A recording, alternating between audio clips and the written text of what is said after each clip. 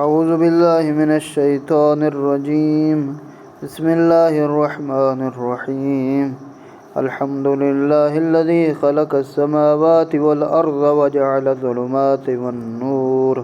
ثم الذین کفروا بربهم یعدلون هو الذی خلقکم من طین ثم قضى اجلا وأجل مسمى عنده ثم أنتم تمترون وهو الله في السماوات وفي الأرض يعلم سركم وجهركم ويعلم ما تكسبون وما تأتيهم من آية من آيات ربهم إلا كانوا عنها معرضين فقد كذبوا بالحق لما جاءهم فسوف يأتيهم أنباء ما كانوا به يستهزئون ألم يروا كم أهلكنا من قبلهم من قرن مكناهم في الأرض ما لم نمكن لكم وأرسلنا السماء عليهم مدرارا وجعلنا الأنهار تجري من تحتهم فأهلكناهم بذنوبهم وأنشأنا من بعدهم قرنا آخرين ولو نزلنا عليك كتابا في قرطاس فلمسوه بأيديهم لقال الذين كفروا إن هذا إلا سحر مبين وقالوا لولا أنزل عليه ملك ولو أنزلنا ملكا لقضي الأمر ثم لا ينظرون ولو جعلناه ملكا لجعلناه رجلا وللبثنا عليهم ما يلبسون وَلَقَدِ اسْتُهْزِئَ بِرُسُلٍ مِّن قَبْلِكَ فَحَاقَ بِالَّذِينَ سَخِرُوا مِنْهُم مَّا كَانُوا بِهِ يَسْتَهْزِئُونَ بسم اللہ الرحمن الرحیم۔ ثناء کامل اللہ کے لیے جس نے آسمانوں اور زمین کو پیدا کیا اور تاریکیوں اور روشنی کو بنایا۔ پھر بھی یہ کافر اپنے رب کے برابر دوسرے ربوں کو لے آتے۔ اسی نے تمہیں مٹی سے پیدا کیا، پھر ایک مدت کا فیصلہ کیا اور ایک مقررہ مدت اس کے پاس ہے، پھر بھی تم تردد میں مبتلا ہو۔ یعنی ذات پروردگار نے مٹی سے خلق کرنے کے بعد دنیا میں بھیجا اور ایک مقررہ مدت تک وہ یہاں رہے گا۔ اور آسمانوں میں بھی اور زمین میں بھی وہی ایک اللہ ہے۔ وہ تمہاری پوشیدہ اور ظاہری باتوں کو جانتا ہے، وہ تمہارے اعمال کو بھی خوب جانتا ہے۔ انسان جتنا بھی چھپ کر ذات پروردگار سمجھے کہ اپنے آپ کو کہ اللہ سے چھپ کر یہ کام نہیں، کوئی شے چھپی ہوئی نہیں ہے، سب کچھ اس کے لیے ظاہر ہے۔ اور اللہ کی نشانیوں میں سے جو بھی نشانی ان کے پاس آتی ہے یہ اس سے منہ موڑ لیتے ہیں۔ اب اس نشانی سے مراد جو مفسرین نے لیا ہے وہ یہ کہا ہے کہ جب بھی ذات پروردگار کی طرف سے کوئی پیغام آتا ہے، چاہے وہ رسالت کی صورت میں ہو، وہ نبوت کی صورت میں ہو، وہ کتاب کی صورت میں ہو، وحی کی صورت میں ہو، وہ منہ موڑ لیتے ہیں کافر۔ چنانچہ جب حق ان کے پاس آیا تو انہوں نے اسے بھی جھٹلا دیا۔ بس جس چیز کا یہ لوگ مذاق اڑاتے ہیں اس کی خبر عنقریب انہیں معلوم ہو جائے۔ کیا انہوں نے نہیں دیکھا کہ ہم نے ان سے پہلے کتنی ہی ایسی قوموں کو نابود کر دیا جنہیں ہم نے زمین میں وہ اقتدار دیا تھا جو ہم نے تمہیں نہیں دیا۔ ہم نے ان پر آسمان سے بارشیں برسائیں، ان کے نیچے نہریں جاری کر دیں، پھر ہم نے ان کے گناہوں کے سبب انہیں ہلاک کر دیا، اور ان کے بعد ہم نے اور قومیں پیدا کی۔ یہ ذات پروردگار کی جو بھی مخالفت کرتا تھا سوائے ہمارے پیغمبر اسلام کی امت کو، باقی جتنی امتیں گزری ہیں سب کو ذات پروردگار نے عذاب دی، اور صرف اللہ نے خود کہا ہے پیغمبر کو کہ اے رسول جب تک تو ان میں موجود ہے میں ان پر عذاب نہیں کروں گا۔ در حالانکہ گزشتہ جتنی امتیں گزری ہیں ان میں جو گناہ تھے علیحدہ علیحدہ تھا، ہر ایک امت کا اپنا گناہ تھا اور وہ کر رہی تھی، اللہ نے اس پر عذاب دیا۔ لیکن امت پیغمبر وہ ہے جس میں تمام امتوں کے گناہ موجود ہیں، ہر گناہ ہو رہا ہے، لیکن اللہ نے وعدہ کیا ہے کہ تم پر عذاب نہیں ہوگا۔ اے رسول اگر ہم کاغذ پر لکھی ہوئی کوئی کتاب بھی آپ پر نازل کرتے تو یہ لوگ اپنے ہاتھوں سے اسے چھو بھی لیتے، تب بھی کافر یہی کہتے کہ یہ ایک سری جادو کے سوا کچھ نہیں۔ لوگ تقاضا کرتے تھے، کہتے تھے عجیب ہے، کہ سوال کرتے تھے کہ یہ وحی کیسے آتی ہے، فرشتہ کیسے آتا ہے۔ اللہ کہہ رہا ہے اگر ہم کتاب کی صورت میں بھیجتے تو یہ لوگ کبھی بھی قبول نہ کرتے، اور کہتے ہیں اس پیغمبر پر فرشتہ کیوں نازل نہیں کیا گیا؟ اگر ہم نے فرشتہ نازل کر دیا تو اب تک فیصلہ ہو چکا ہو، پھر انہیں ذرا مہلت بھی نہ دی جاتی۔ ذات پروردگار نے ایمان بالغیب کا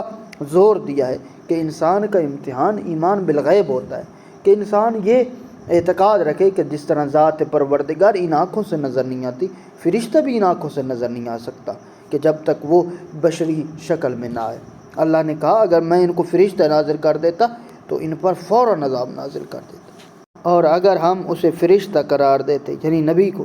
تو مردانہ شکل میں قرار دیتے، اور ہم انہیں اسی شعبہ میں مبتلا کر دے جس میں وہ اب مبتلا ہے۔ اگر ہم فرشتے بھیجتے تو تمہیں وہی اشتباہ ہوتا، شک ہوتا، غلطی کر بیٹھتے، کیونکہ ہم فرشتوں کو انسانوں کی ہدایت کے لیے بھیجتے تو لازماً لوگ انہیں دیکھ لیتے، ان سے ہم کلام ہوتے، وہ فرشتے اطاعت کے لیے نمونہ عمل ہوتے، اسی طرح رسول بھی ہم اسی طرح بھیجتے، اور آپ سے پہلے بھی رسولوں کے ساتھ مذاق ہوتا رہا۔ آخر کار مذاق کرنے والوں کو اسی بات نے گرفت میں لے لیا، یعنی عذاب آ گیا جس کا وہ مذاق اڑاتے تھے۔ سنت الہی کا مذاق اڑانے والے اس بات کی گرفت میں آ جاتے ہیں جس کا وہ مذاق اڑاتے ہیں، یعنی وہ بذات خود ذلیل ہوتے دنیا اور آخرت میں۔ قل سیروا فی الارض ثم انظروا کیف کان عاقبۃ المکذبین قل لمن ما فی السماوات والارض قل اللہ كتب على نفسه الرحمة ليجمعنكم إلى يوم القيامة لا ريب فيه الذين خسروا أنفسهم فهم لا يؤمنون وله ما سكن في الليل والنهار وهو السميع العليم قل أغير الله يتخذ وليا فاطر السماوات والأرض وهو يطعم ولا يطعم قل إني أمرت أن أكون أول من أسلم ولا تكونن من المشركين قل إني أخاف إن عصيت ربي عذاب يوم عظيم من يصرف عنه يومئذ فقد رحمه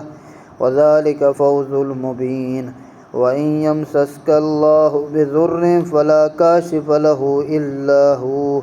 وَإِن يَمْسَسْكَ بِخَيْرٍ فَهُوَ عَلَى كُلِّ شَيْءٍ قَدِيرٌ وَهُوَ الْقَاهِرُ فَوْقَ عِبَادِهِ وَهُوَ الْحَكِيمُ الْخَبِيرُ قُلْ أَيُّ شَيْءٍ أَكْبَرُ وَشَهَادَةٌ قُلِ اللَّهُ شَهِيدٌ بَيْنِي وَبَيْنَكُمْ وَأُوحِيَ إِلَيَّ هَذَا الْقُرْآنُ لِأُنذِرَكُم بِهِ وَمَن بَلَغَ أَإِنَّكُمْ لَتَشْهَدُونَ أَنَّ مَعَ اللَّهِ آلِهَةً أُخْرَى قُل لَّا أَشْهَدُ قُلْ إِنَّمَا هُوَ إِلَٰهٌ وَاحِدٌ وَإِنَّنِي بَرِيءٌ مِّمَّا تُشْرِكُونَ الَّذِينَ آتَيْنَاهُمُ الْكِتَابَ يَعْرِفُونَهُ كَمَا يَعْرِفُونَ أَبْنَاءَهُمُ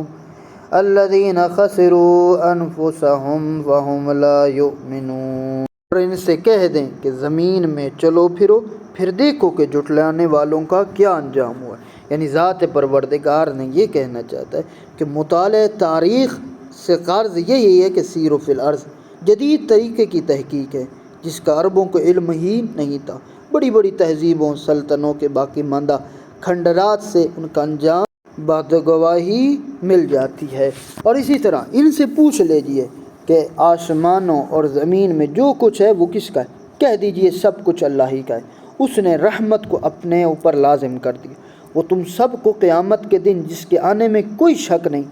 ضرور بضرور جمع کرے گا۔ جنہوں نے اپنے آپ کو خسارے میں ڈال رکھا ہے وہ ایمان نہیں لائیں گے، اور جو مخلوق رات اور دن میں بستی ہے وہ سب اللہ کی ہے، وہ بڑا سننے والا اور جاننے والا ہے۔ یعنی دن میں جو جانور ہیں، جو مخلوقات ہیں وہ ظاہر ہوتی ہیں، بعض ایسے مخلوقات ہیں جو رات کو ہوتی ہیں، اللہ نے کہا وہ سب کی سب ذات پروردگار کی۔ کہہ دیجئے کیا میں آسمانوں اور زمین کے خالق اللہ کو چھوڑ کر کسی اور کو اپنا آقا بناؤں